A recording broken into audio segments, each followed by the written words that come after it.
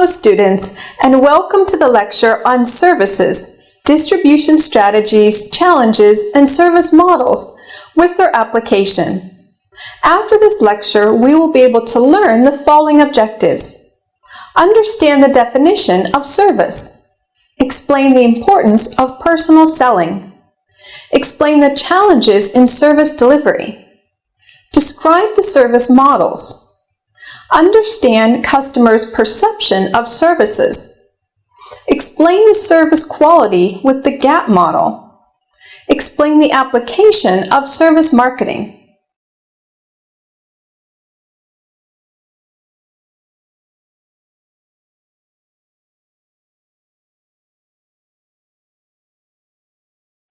Let's start with the introduction of services. Distribution strategies, challenges, and service models, and their application. A distribution strategy defines how to create and satisfy demand for the particular product. For product-focused companies, establishing the most appropriate distribution strategies is a major key to success, defined as maximizing sales and profits.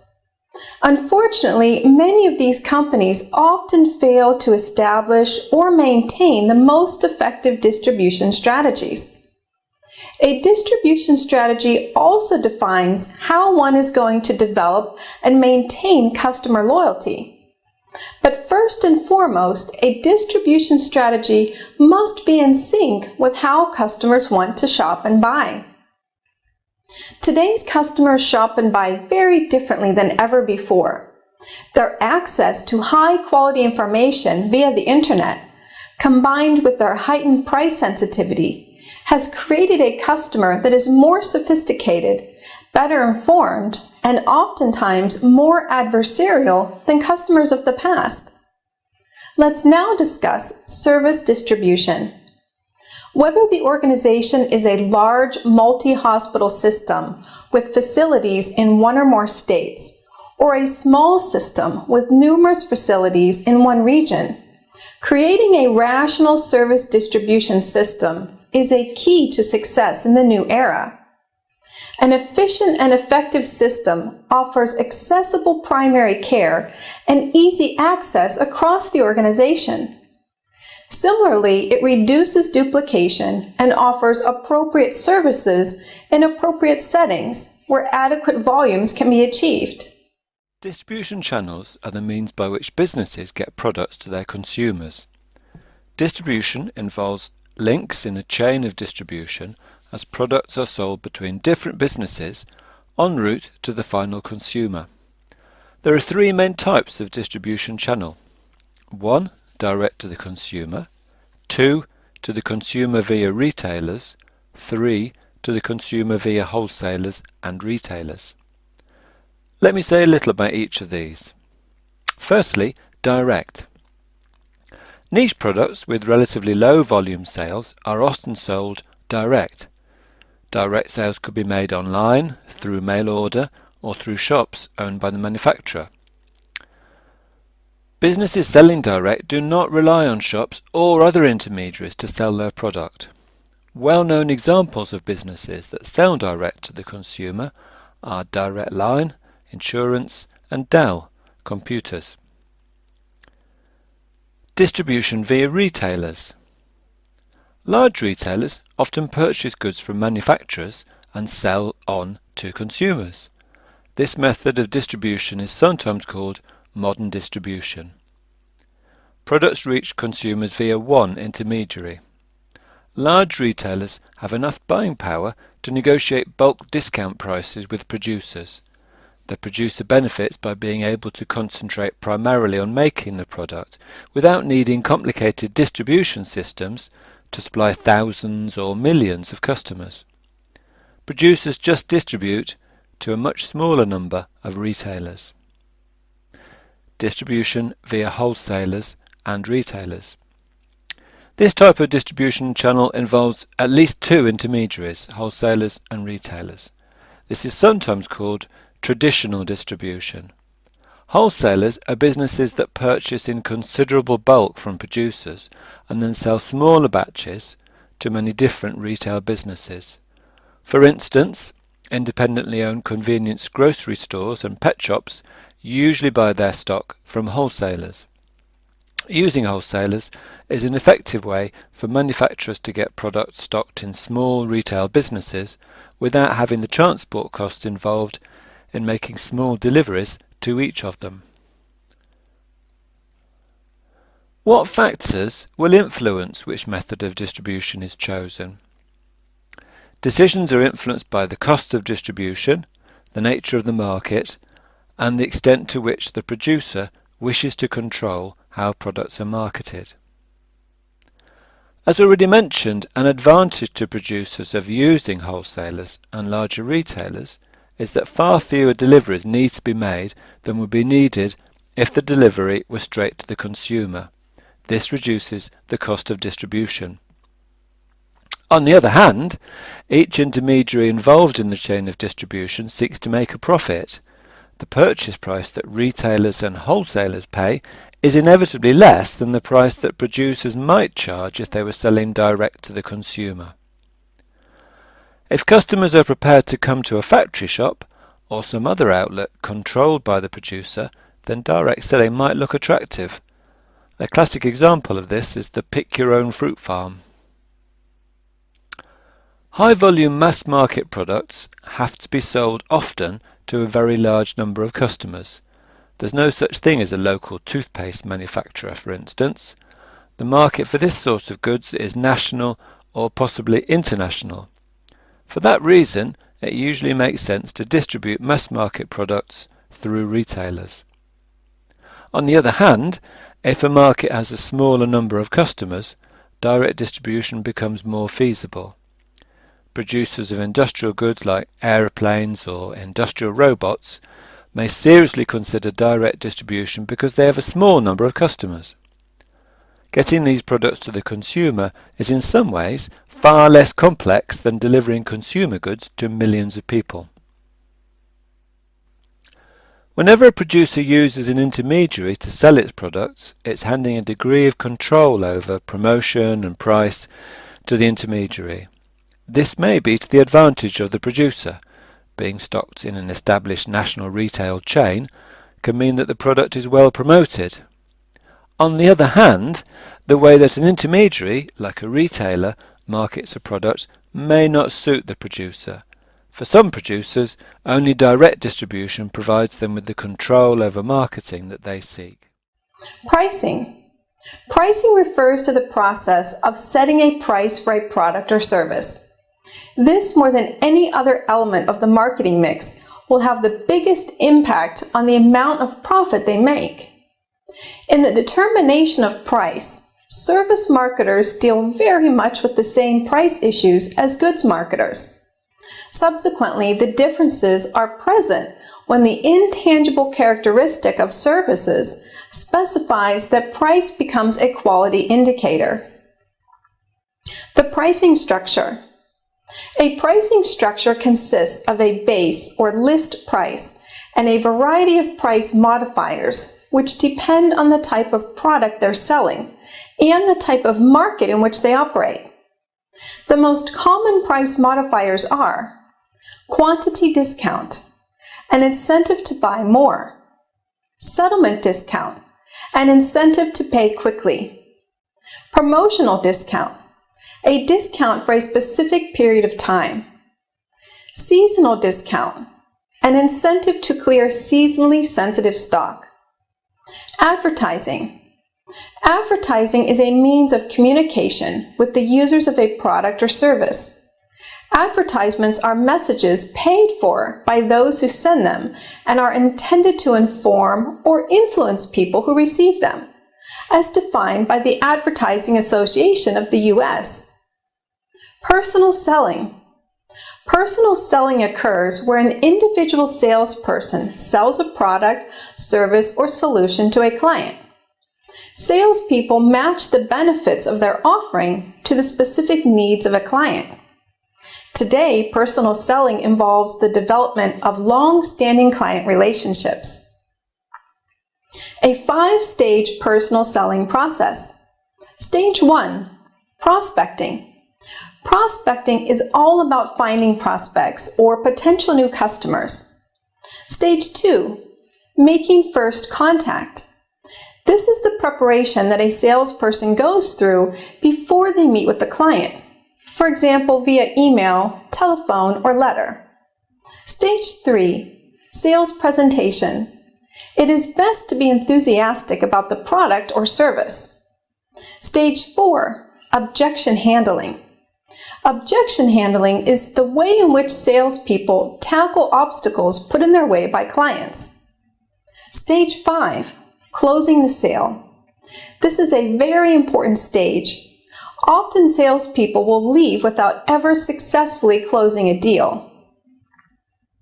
Institution's image.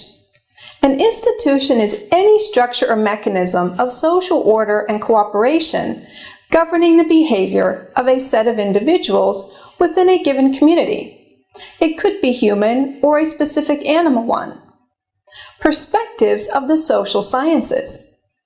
While institutions tend to appear to people in society as part of the natural, unchanging landscape of their lives, study of institutions by the social sciences tends to reveal the nature of institutions as social constructions, artifacts of a particular time, culture, and society produced by collective human choice, though not directly by individual intention. Institutionalization. The term institutionalization is widely used in social theory to refer to the process of embedding something, for example, a concept, a social role, a particular value, or mode of behavior, within an organization, social system, or a society as a whole. Customer orientation. Having good customer service orientation is the ability to keep customers happy by doing some of the following things effectively. Being responsive to the customer, treating them with respect, keeping customers informed, and responding to their requests promptly and efficiently, being able to deal with requests in an appropriate manner, strategies to cope with fluctuating demand. Great service organizations are great improvisers. Teaching service employees improvisation techniques can strengthen their ability to serve customers, enliven the customer experience, and delight the customers. The nature of services demand. To understand customer demand, service organizations must determine whether the peaks and valleys of customer demand follow a predictable cycle or are a result of random fluctuations. Chasing demand with service capacity. Excessive demand can result from insufficient capacity, and insufficient demand can result from excess capacity. Most service organizations are capacity constrained, which means that the number of customers that a service can accommodate and the quality of the service provider are limited by the organization's productive capacity. Maximum versus optimum capacity. Whether through random events or through the organization's actions, occasions when demand exceeds maximum capacity occur regularly. Summary and conclusion. To ensure service excellence in the face of fluctuating demand, service organizations should seek to operate at optimum capacity. Did you know the term marketing mix was coined in an article written by Neil Borden called The Concept of the Marketing Mix? Now we will study the challenges to service delivery. Services are intangible products involving deeds, performances, or efforts that cannot be physically possessed. They are the result of applying human or mechanical efforts to people or objects. Services are a growing part of the U.S. economy. They have 6 fundamental challenges: intangibility, inseparability of production and consumption, perishability, heterogeneity, client-based relationships, and customer contact. Intangibility means that a service cannot be seen, touched, tasted, or smelled.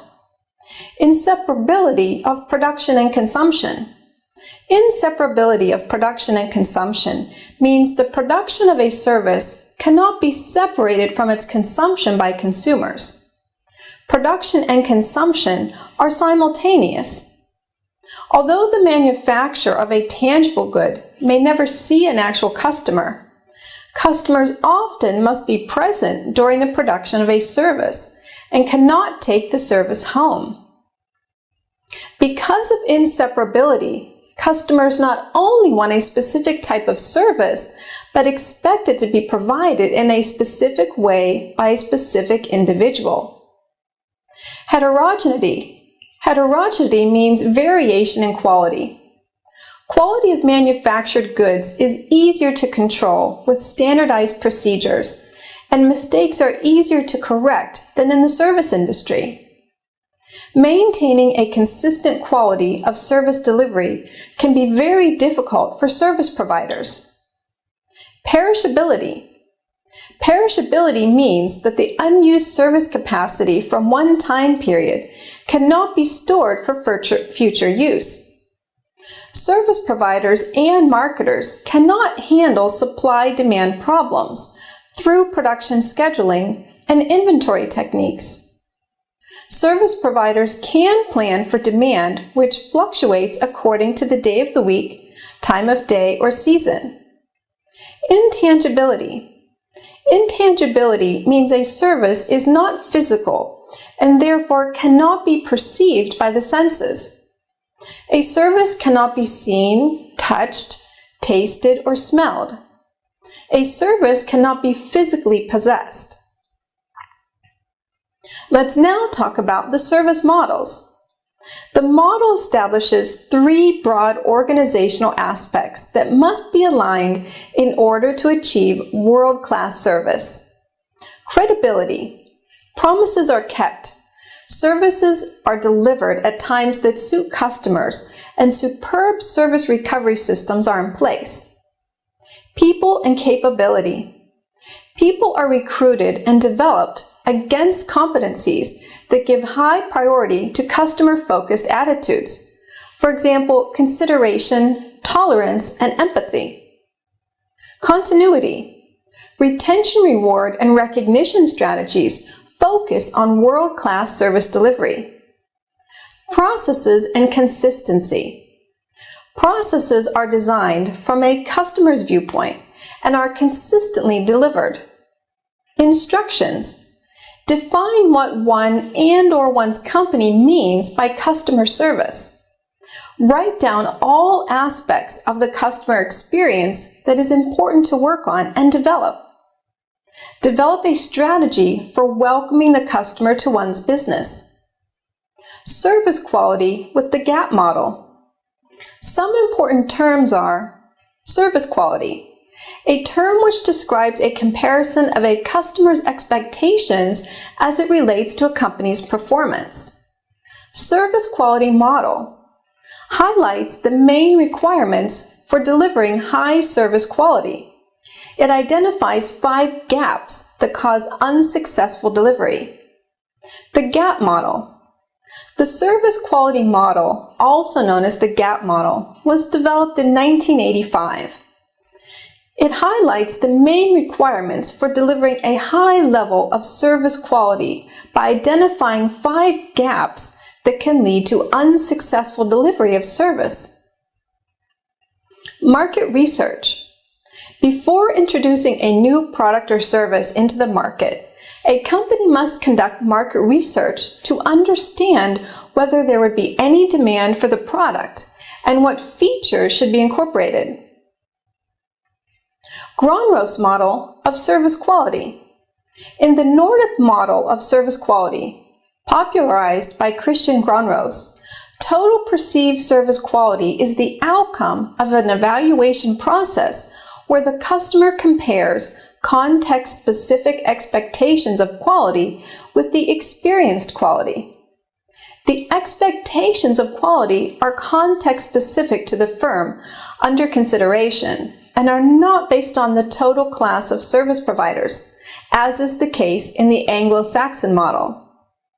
Internal marketing. Internal marketing is the process of motivating and empowering the employees of a company to work as a team for the overall well-being of the customers and thereby the company itself. This is actually the core to success of a company. Interactive marketing. Interactive marketing relies on customers expressing their preferences so that marketers can produce more relevant marketing messages. Unlike the outbound marketing of the past, interactive marketing creates a two-way dialogue between a business and its customers. Forms of interactive marketing. Search engine marketing. This involves everything from optimizing a site so that it shows up higher in search results to placing targeted ads on the sides of result pages. Email marketing. Delivering ads, deals, and notifications through email is an effective and economical way to communicate with customers. Service marketing is the sale and marketing of intangible products instead of physical goods. Any service performed for someone falls under the umbrella of service marketing. Service marketing is the basic building block of a service economy. Services include a variety of different products that are not held on store shelves. Waiters, hairdressers, plumbers, electricians, and teachers are all examples of service employees. Hospitals. Very little has been written specifically about service development in the hospital economy. The results of some studies, which have all been concentrated explicitly on the hospital industry. Educational institutions. Marketing is the art of creating a demand and the process of pursuing customers, existing as well as potential. Competition is everywhere. The educational service sector is not an exception. Tourism industry. With global international tourist arrivals reaching 1 billion each year and growth only expected to increase, opportunities in the tourism industry are endless. Yet many destinations and tourism businesses fail to achieve success. Marketing is a major part of the problem, but it is also an integral part of the solution. Today's traveler can virtually tour destinations at the touch of a finger, communicate with distant islands on their way to the office, and plan customized adventures through simple online platforms. By failing to connect and captivate this virtual audience, many tourism enterprises are fighting an uphill battle. Therefore, stop marketing. Start marketing with a purpose. Without the correct combination of tourism marketing strategies, tools, and technology, the travel business will not be able to find potential clients, and more importantly, those potential clients will not be able to find them. A successful tourism business requires a brand that speaks to its target markets, content that successfully generates potential clients, and a level of service that listens to customers' demands, all within an ever-diminishing budget constraints. Inbound marketing. In contrast to outbound marketing, such as paid online advertisements or direct mailings, is based on the concept of making the business easy to find and drawing customers to the website through inspiring content. IT services. The IT services segment is the largest contributor to the IT and ITES industry, accounting for about 60% of industry revenues. Customer application development and maintenance contribute to over 50% of revenues in this space. This is primarily because the activity is viewed as outsourceable. The industry garners a large chunk of its revenues from outsourcing and software support activities. Enterprise suctioning. Remote infrastructure management, or RIM, and testing services are expected to fuel growth in this segment. In order to grow, companies are increasingly looking at positioning themselves as end-to-end solution providers. Now in the end, let us summarize what we have learned in this lecture.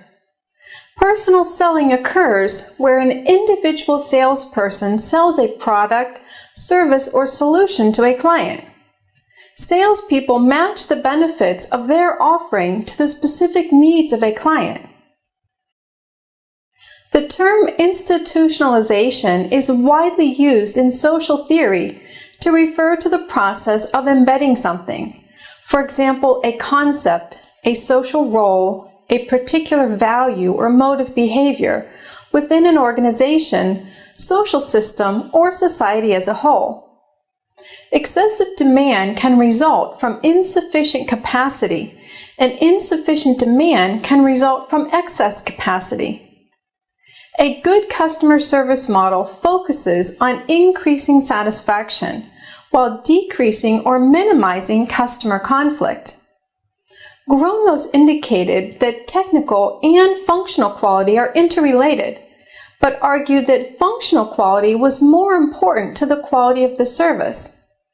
Internal marketing is the process of motivating and empowering the employees of a company to work as a team for the overall well-being of the customers and thereby the company. Service marketing is the basic building block of a service economy.